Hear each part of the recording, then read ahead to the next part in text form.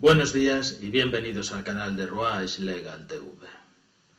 En marzo de 2020, cuando empezaba la pandemia, era todo nuevo. La pandemia era nueva y el gobierno veía que en los países extranjeros estaban empezando a confinar y que aquí no había remedios y que se extendía la enfermedad. Y con las herramientas jurídicas que tenía en ese momento, empezó a hacer cosas. Lo que se le ocurrió fue el estado de alarma. El estado de alarma para frenar la pandemia confinando a todo el mundo. Había más normas sanitarias sobre qué hacer en determinados momentos cuando había contagios masivos o enfermedades infecciosas. Pero decidió el estado de alarma. No fue el gobierno solo, porque además el Parlamento después le apoyó en sucesivas prórrogas.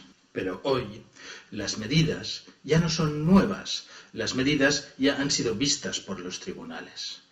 Y resulta que el estado de alarma era inconstitucional. No el estado de alarma en sí, pero algunas de las medidas que se habían tomado en el estado de alarma han sido declaradas inconstitucionales. Especialmente todo lo que afecta a la movilidad, todo lo que afecta al confinamiento. Y hemos desarrollado una jurisprudencia nueva que nos habla de proporcionalidad, que las medidas tienen que ser proporcionales. Está claro que hay un alto grado de discrecionalidad entre una cosa y la otra. Pero hoy, que estamos en una nueva ola, que en muchas de las comunidades autónomas está multiplicándose el nivel de contagios como nunca antes se había visto, aunque parece ser que no es tan letal, que en muchos países europeos, por ejemplo en Italia, se están empezando a plantear un nuevo confinamiento. En Holanda han llegado a cerrar los negocios esenciales a partir de las 5 de la tarde y a suspender los colegios hasta el 14 o el 31 de enero. En Francia están creciendo desmesuradamente otra vez los contagios por culpa de Omicron. No sabemos a qué atenernos, pero lo cierto es que se están tomando medidas. Medidas que algunas de ellas van a ser, como ya se está planteando en Europa, la vacunación obligatoria. La cuestión es que hoy las herramientas jurídicas no sirven para hacer lo mismo que sirvieron para hacer durante el año 2020. Las herramientas jurídicas han sido juzgadas y han sido matizadas. Por tanto, ¿qué es lo que puede hacer el gobierno o qué es lo que pueden hacer las comunidades autónomas para frenar esta pandemia frente a los derechos fundamentales?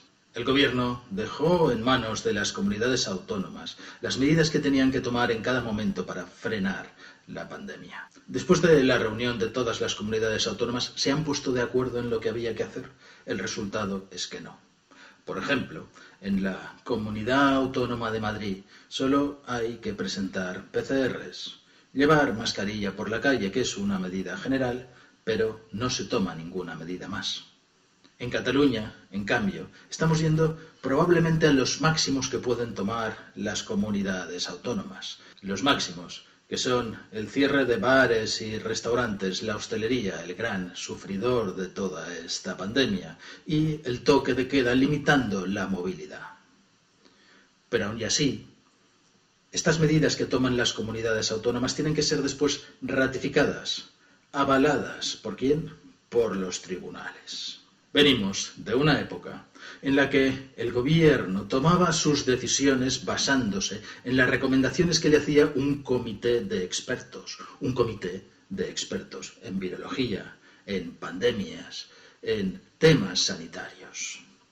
Luego descubrimos que ese comité secreto de expertos no existía, que todo lo que tomaban eran decisiones políticas o podemos llamarlas político-sanitarias, según les pareciera a ellos.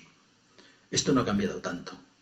Hoy en día, quien toma estas decisiones son también los gobiernos de las comunidades autónomas, que no son médicos, ni sanitarios, ni expertos epidemiólogos, que dan sus recomendaciones, pero que son distintas según con quién hablemos.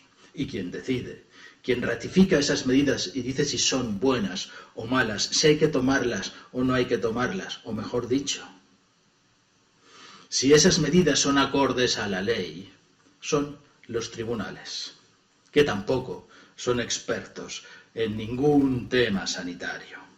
Por mucho que sean los que tengan que valorar esos informes que tienen que aportar las autonomías para justificar las medidas que tienen que hacer.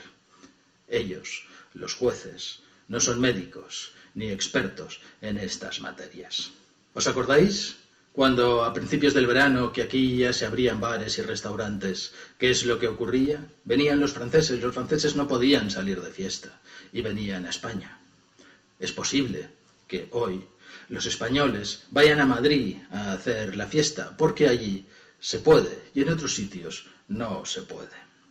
Mientras tanto, en la Unión Europea nos hablan de que hay que empezar a pensar en que la vacuna sea obligatoria. ¿Y cómo hacerlo? Pues hacer que el pasaporte COVID, que antes pues valdría X tiempo o valdría indefinidamente, valga 9 meses. En Italia se están planteando que valga 6 meses y que te tengas que poner la tercera dosis.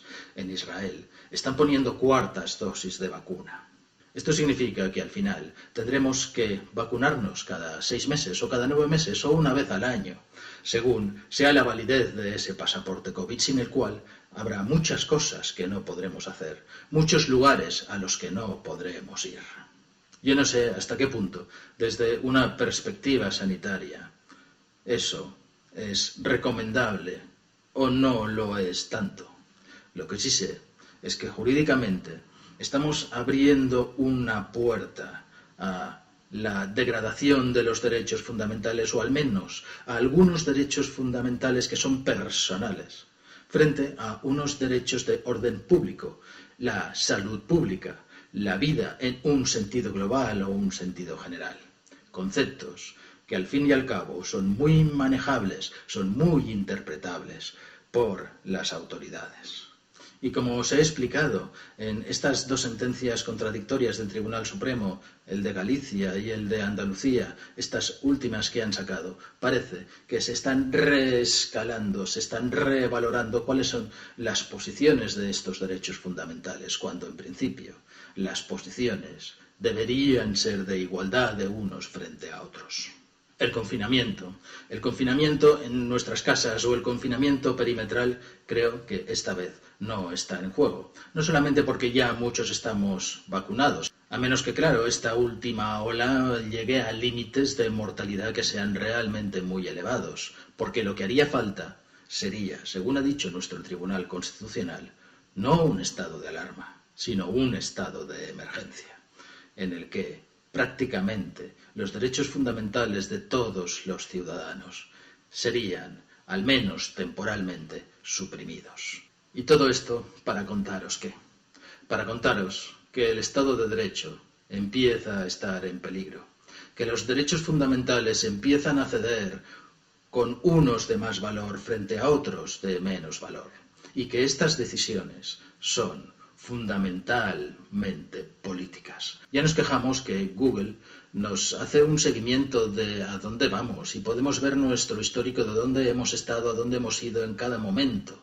Sin embargo, podemos desactivarlo, podemos darle a un botón. El pasaporte COVID, con este control exhaustivo, significa que vamos a estar constantemente monitorizados, vamos a estar sabiendo en dónde estamos en cada momento.